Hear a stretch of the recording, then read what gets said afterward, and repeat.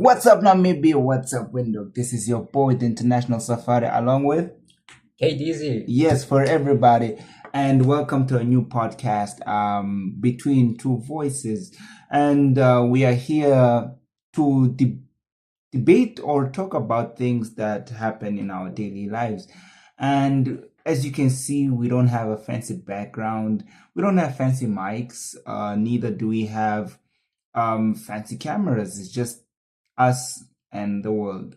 So as this channel will be growing, we want you to be a part of this experience. And if you are support of good faith, then hit that like button and subscribe and follow us for more content and help the channel grow. Yes. So without further ado, today we're gonna be talking about 1% better change. As you know, it is the new year, 2026, new me, new stuff and new resolution, and we would like to talk about as the fact as to why is it necessary that we change not only overnight but 1% better than yesterday. So stay tuned for more. So as we dive into today's topic is 1% better. And KDZ, what do you think about 1% better? All right, that's a good question, Mr. International Safari, as said. All right, as we all know, every year is just the same. Big goals with big goals, with big promises, with big energy, and the 1% that you're talking about, it sounds boring.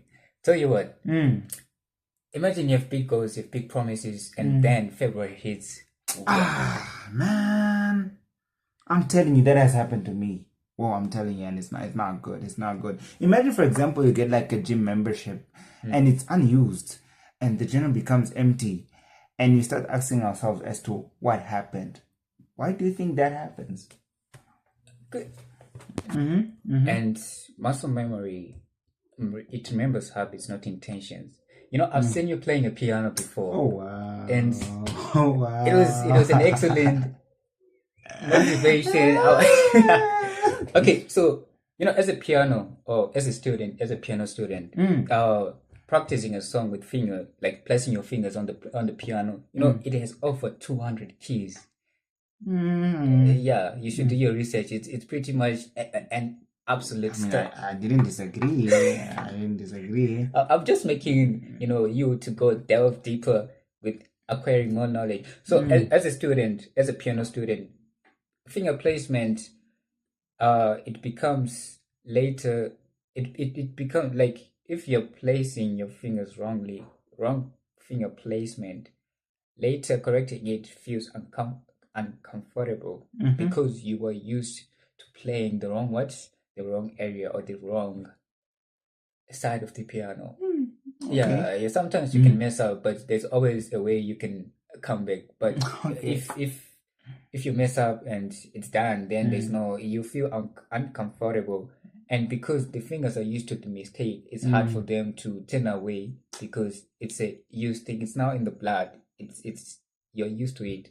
And another example that I would like to give you is speeding up bad practice. It makes it worse. Oh, okay. Yes. I'm listening.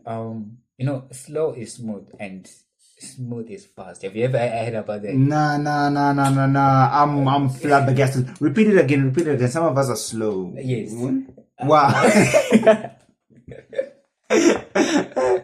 Okay.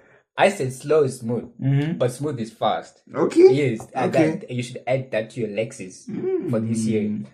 Okay. Ladies, smooth is fast. Yes. Some of us, we like runners. We like being athletic in all different type of fields. A runner who practices poor posture, bro. Like if you practice running on a poor posture at full speed, it leads to inefficient movement, Brody. So you're saying that Usain Bolt and all the fastest athletics of all time, they never had like bad pace? No, because they are under supervision. their own personal chefs, they have their own personal trainees. So you can never go wrong with those high athletic like Usain Bolt and other. Yeah, you can name them. I don't know. Okay. Yes. So that's why I want to link it like practice makes permanent. It's not only practice makes perfect. I don't know what you think about it. No, I think you're making sense. I think you're making sense because yeah, most likely if you practice the wrong thing and it gets into your system, then for you to get rid of it, then saying for those who practice the bad stuff, that's how we get alcoholics. Yeah, they practice drinking and later on they become addicts and But we can't undo it. we have different type of addicts. Why are you only mentioning alcoholics? I mean it's New Year's and I mean like last night we went to the fireworks and most people were actually drinking and But it can be a way of releasing stress, though. practically it could, but alcohol is also most tangible, a kind of drug, if you may say. Right. But yeah, here and there, but yeah.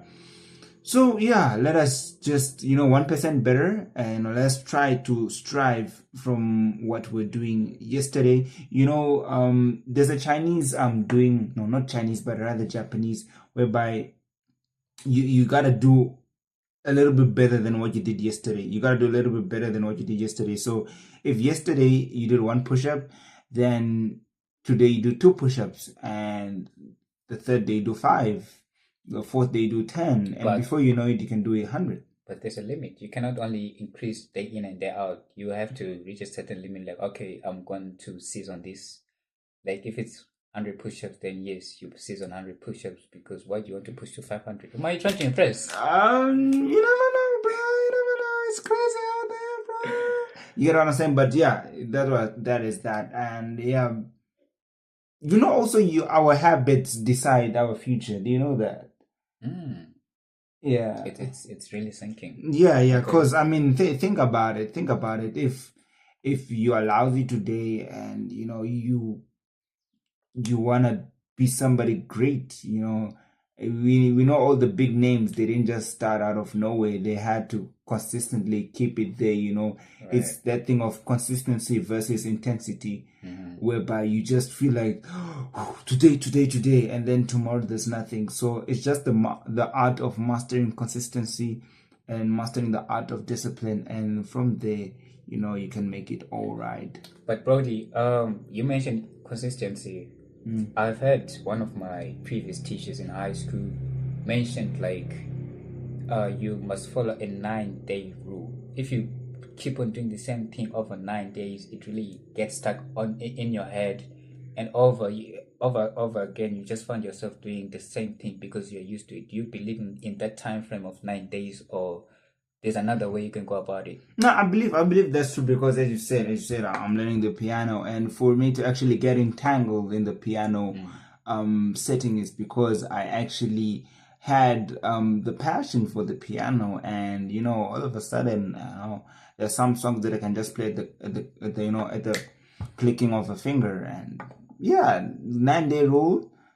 Yeah, well, 9-day rule actually works. But since your high school teacher taught you the 9-day rule, do you mind telling our viewers what the 9-day rule is? Okay. I've come to think about it in this angle. Like most of us, the problem is we aim for progress. We aim for progress, right? But our main aim is perfection, not progress. So yes, we can have empty journals, we can have unused memberships because we are thriving for perfection instead of progress. That's why we are held back, or there's some drawbacks because we thrive to be perfect. And perfection, a perfectionist is someone who's hard to impress. Yes. Yeah, but in English they say, practice makes perfect. So don't you think if you can't hit perfection, then it's ordeal? Like, no, I would like to twist that one in this case. Like practice makes permanent, not perfect. Okay. Yes. Okay. Teach me, sir.